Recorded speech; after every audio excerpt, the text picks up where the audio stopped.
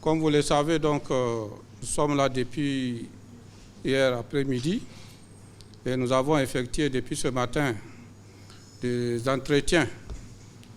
D'abord le matin avec les différents ministres concernés par la libre circulation des personnes et des biens.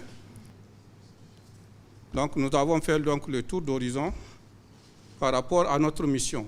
Quelle est notre mission? Notre mission de la Task Force, pour cette fois-ci, c'est pour venir s'informer sur les conséquences de la fermeture des frontières du Bénin et du Niger par le Nigeria. C'est une mission d'information. À l'issue donc de la réunion avec les différents ministres, nous sommes partis voir au niveau de Sémé-Kraki, c'est-à-dire à la frontière, pour voir de visu la réalité sur le terrain. Également au niveau de Sémé-Kraki, nous avons tenu également une réunion avec les personnels sur place, à savoir les agences qui sont là-bas, c'est-à-dire le service des douanes, la police, l'immigration en général. Nous avons également rencontré les transporteurs et également le maire de la commune de Sémé. Donc nous avons fait le tour d'horizon, nous avons posé des questions pour savoir clair pourquoi la fermeture de ces frontières-là et quelles sont les conséquences, c'est-à-dire les impacts par rapport à cette fermeture-là. Nous avons bien noté ce qui a été dit les uns et les autres.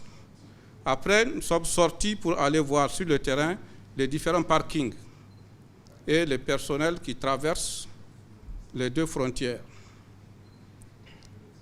Nous avons été vraiment très surpris, moi je vais le dire, parce que nous sommes surpris, de voir qu'il y a plus de 1500 camions garés. Et là, si la fermeture persiste, je me demanderai où on va garer encore les autres camions. Je ne vais pas rentrer dans les détails.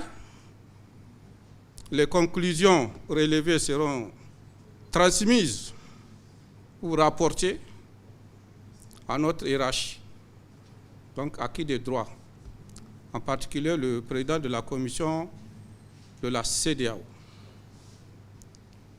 Donc les conclusions vous seront également données par le ministre des Affaires étrangères. Je ne vais pas aller trop loin, c'est juste pour vous dire que nous sommes là, la Task Force.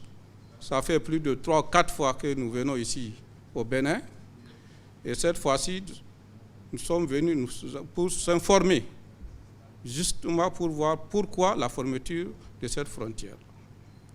La Task Force nous a donné l'occasion, l'opportunité d'exprimer les préoccupations du gouvernement de la République. Je voudrais rappeler que le président Salou Djibo s'était rendu déjà ici le 12 juin 2019, pour être plus précis, après qu'il ait rendu un rapport au président Roch-Marc Christian Kaboré, président du FASO, qui est en charge de cette question de la circulation des biens et des personnes. Et cette visite a été réconfortante puisqu'il avait relevé, nous a dit que le Bénin était champion dans le domaine du respect des textes liés à la levée de toutes les entraves à la circulation des biens et des personnes. Au cours de la réunion de ce matin, ce que mes collègues et moi-même avons exprimé était très clair, c'est que notre pays, sous le leadership du président Patrice Talon, n'a pas changé de posture. Nous continuons pas à être de fervents défenseurs de l'intégration régionale. Nous continuons par respecter les engagements internationaux de notre pays. Nous continuons par rechercher et entretenir des relations de bon voisinage avec tous nos pays frères. Donc nous n'avons, à la date d'aujourd'hui, pris aucune mesure qui puisse constituer une entrave à la circulation des personnes. Nous n'avons pris aucune mesure qui puisse constituer une entrave à la circulation des biens, entre le Bénin et d'autres espaces. En tout cas, de notre côté, aucune mesure restrictive n'a été prise. Je dois rappeler que le Bénin est l'un des pays qui, dès le mois d'août 2016, a aboli le visa d'entrée pour les Africains et qui peuvent donc désormais accéder à notre territoire pour les 3 premiers mois sans aucun justificatif et qui, s'ils souhaitent s'établir au-delà des 90 jours, peuvent accomplir des formalités simplifiées puisque c'est la manière pour le président Patrice Talon de contribuer à la consolidation de l'unité africaine, à l'intégration, non seulement de notre région, mais sur tout le continent. La situation dont a connu la task force aujourd'hui va faire l'objet certainement d'un rapport qui est destiné au chef d'État et de gouvernement de notre espace communautaire. Le président Salou Djibo a eu raison de dire qu'à l'étape d'aujourd'hui, c'est par souci de nous acquitter de l'obligation de rendre compte à notre peuple. C'est en exécution de cette obligation que nous avons souhaité nous exprimer devant la presse pour dire que cette mission est ici. Il faut que les Béninoises et les Béninois le sachent, que cette mission a été accueillie. Il faut que nos compatriotes puissent le savoir et que le président a mobilisé plusieurs de ses ministres et son conseil spécial pour travailler avec cette commission. C'est le signe d'un souci permanent d'ouverture. La main des Béninois reste tendue, ouverte, pour explorer les voies et moyens de surmonter très rapidement cette crise-là. Il n'est un secret pour personne que le chef de l'État a rencontré déjà à plusieurs reprises son homologue, son frère, le président Buhari du Nigeria. Je dois dire qu'en ce qui me concerne, le contact est resté permanent avec mon homologue du Nigeria. Des rencontres sont prévues dans les semaines à venir.